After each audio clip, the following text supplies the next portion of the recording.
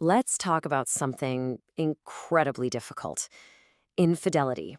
When it happens, your whole world just shatters.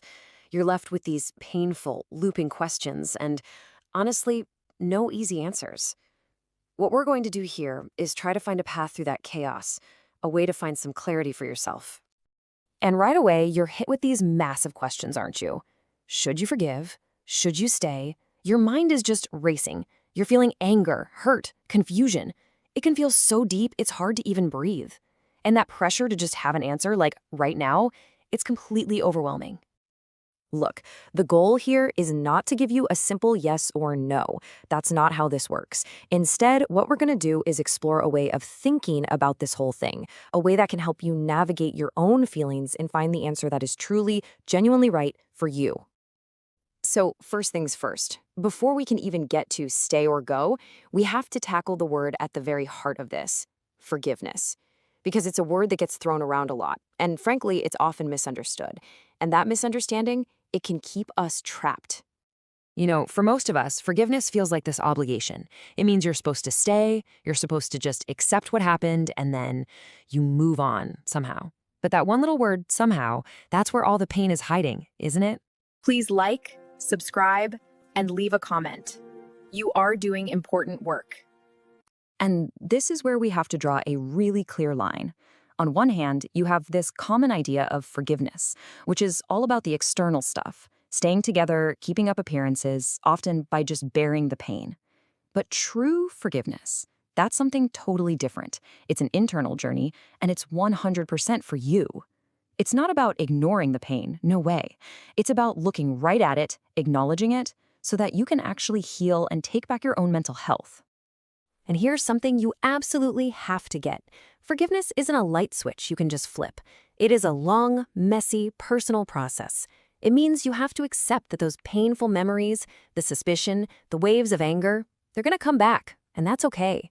True forgiveness is just committing to working through that stuff, not in one single moment, but over time.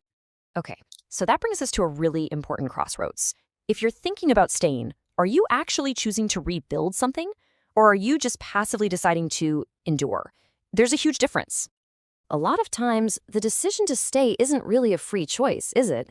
It's more of a reaction to feeling trapped by all these justifications, for the kids or what other people will think.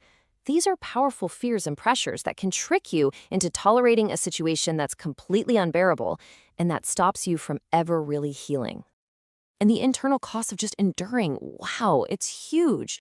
One source described it as simmering daily in a pot of toxic emotions and thoughts. I mean, just picture that. That's not moving on. That's choosing to live inside the pain every single day. It's the exact opposite of healing. So, if you're really going to choose to stay, it has to be an active decision. It means both of you have to commit to the incredibly hard work of building something brand new from the ground up, with new rules, new conditions, and really clear, firm boundaries for the future. Okay, so now we're going to pivot, because ultimately the only way forward starts inside you.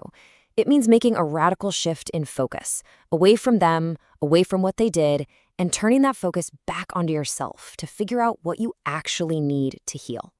Because being stuck in that gray area, right, that should I stay or should I go zone, it's absolute torture. It just drains you emotionally.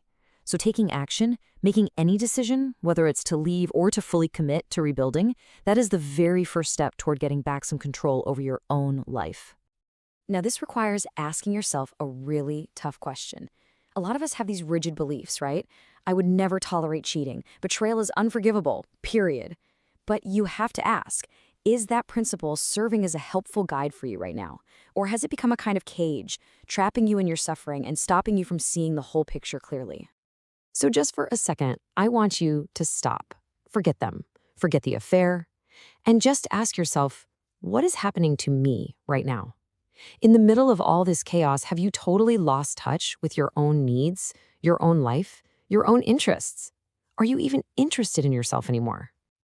And then you've got to ask the big ones. Answering these honestly can bring so much clarity. What do I truly want to do? How do I want my life to look and feel? See, when you know what you're moving toward, the decision about what you need to move away from gets a whole lot clearer. So, after all this digging, all this inner work, where does that leave us? Well, it leads to a new beginning, one that's defined by the most important choice you can possibly make, the one that puts your own well-being first. When you boil it all down, there are really only three ways this can play out. You can leave and forgive, which lets you detach from the trauma and actually move on. You can stay and forgive, committing to that hard work of building something new. Or there's the third option, which is the most damaging of all. You can stay and not forgive. And that just traps you in that pot of toxic emotions, maybe forever. If you take away only one thing from all of this, let it be this. Forgiveness is not for them. It is not a gift you give to the person who hurt you. It is not about letting them off the hook. It is a gift to yourself. It is the tool you use to reclaim your own peace of mind and to move forward whole. And I want to leave you with this one last thought. The worst betrayal isn't when someone else betrays you. The worst betrayal is when you betray yourself. So in all of these incredibly hard decisions, your ultimate goal has to be to honor yourself. Whatever path you choose, make sure it's the one that leads you towards self-respect and toward a future where you are in charge of your own happiness. Please like, subscribe, and leave a comment. If you want to overcome betrayal, break toxic cycles, take control of your relationship choices, read How to Deal with a Love Triangle. The link is below the video.